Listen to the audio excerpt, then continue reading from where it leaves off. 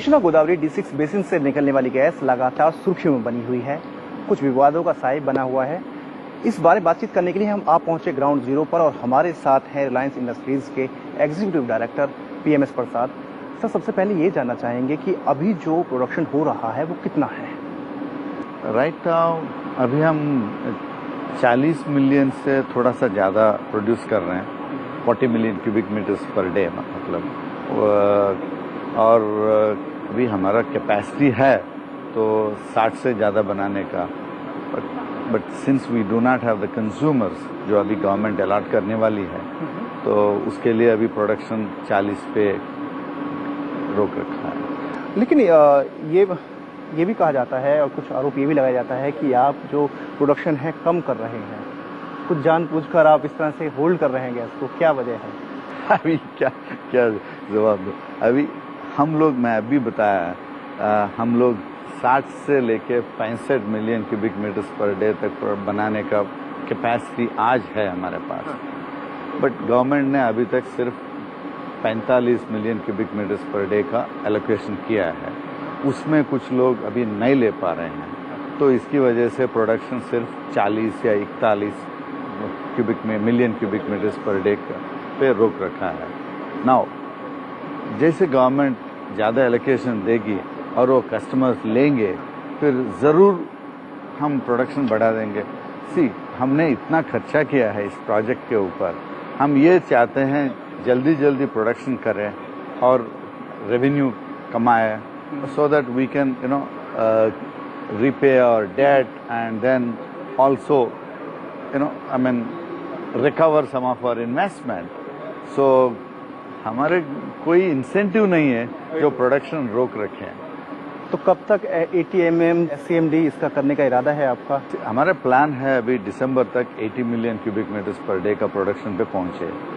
But again it is subject to the customers allocation which has to be done. और government को भी तय करना है कौन कौन से कस्टमर्स होंगे। Exactly. गवर्नमेंट को। अच्छा सर, ये भी कहा जाता है कि एक आरोप लगाया जाता है कि कुछ कैपिटल एक्सपेंडिचर बढ़ाकर दिखाया गया है, उसके बारे में आपका क्या कहना है? क्योंकि ये कहा जाता है कि 3 बिलियन से कम का कैपिटल एक्सपेंडिचर शो किया गया था 2003 में।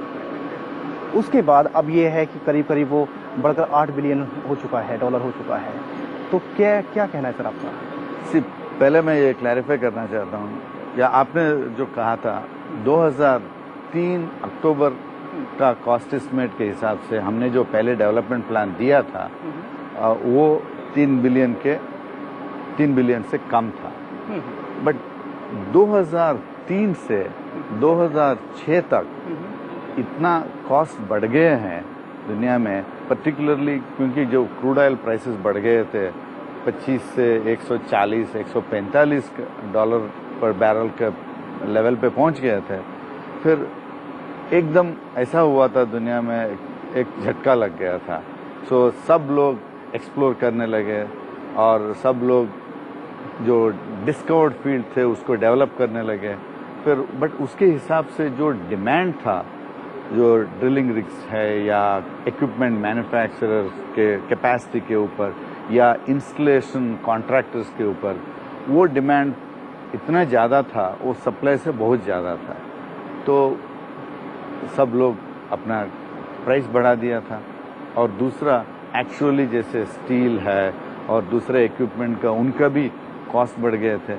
तो this impacted not only Reliance, जितने भी अपस्ट्रीम सेक्टर में जो डेवलपमेंट प्रोजेक्ट्स थे वो सबके ऊपर यही इम्पैक्ट आया था। जैसे आप देखिए DGH ने कहा है इंडिया में ही जो और डेवलपमेंट प्रोजेक्ट्स थे उनका भी एस्टिमेट 2 या 3 बार रिवाइज हो चुके हैं। हमारा तो सिर्फ एक ही बार रिवाइज हुआ था। बट DGH ने जैसे कहा है कुछ दूसरे कंपनी का 3 बार रिवाइज हो चुके हैं ना। उसके ऊपर कोई आरोप नहीं लगा रहे हैं। मैं ये नहीं कह रहा हूँ उनके ऊपर आरोप लगाना नहीं चाहिए। मतलब this is the trend of the industry. तो ये जो समझ सकते हैं तो उनको तो ये कोई नया चीज नहीं है। बट जो लोग समझना नहीं चाहते हैं या समझ नहीं पा रहे हैं वो ऐसे ही आरोप लगाते रहेंगे। अभी क्या करें? अच्छा, ये बताइए, $4.2 पर MMBTU के हिसाब जो गैस प्राइस गवर्नमेंट ने डिसाइड किया है इसको देना है, क्या सरकार को इससे फायदा होगा? यस, सी, दो चीज अभी $4.2 पे पर मिलियन BTU, इससे हमारा कॉस्ट जल्दी रिकवर हो जाएगा 4-5 साल में।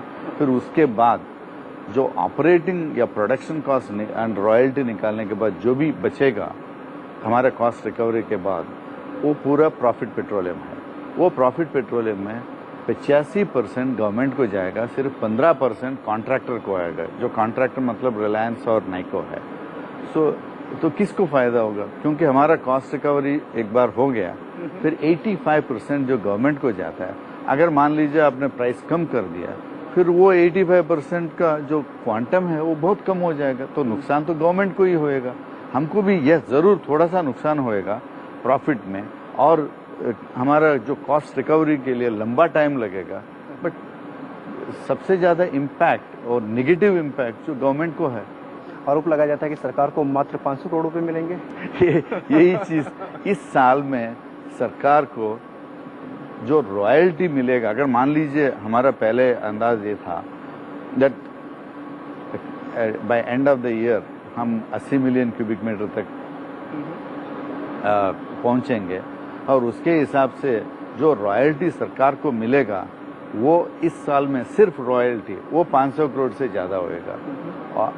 सो उसमें कोई ये नहीं है जो हमारे हिसाब से, और मेरा हिसाब छोड़िए, और गवर्नमेंट का जो उन्होंने पब्लिश किया है उसके हिसाब से ये फील्ड में जो 12 साल की जो प्रोडक्शन लाइफ है इसका 10.1 TCF या जो भी है, वो जो रिजर्व्स प्रोड्यूस करने की ये जो 12 साल में, उसके हिसाब से गवर्नमेंट ने कहा है उनको कुछ 70,000 करोड़ या इससे ज़्यादा कुछ मिलेगा।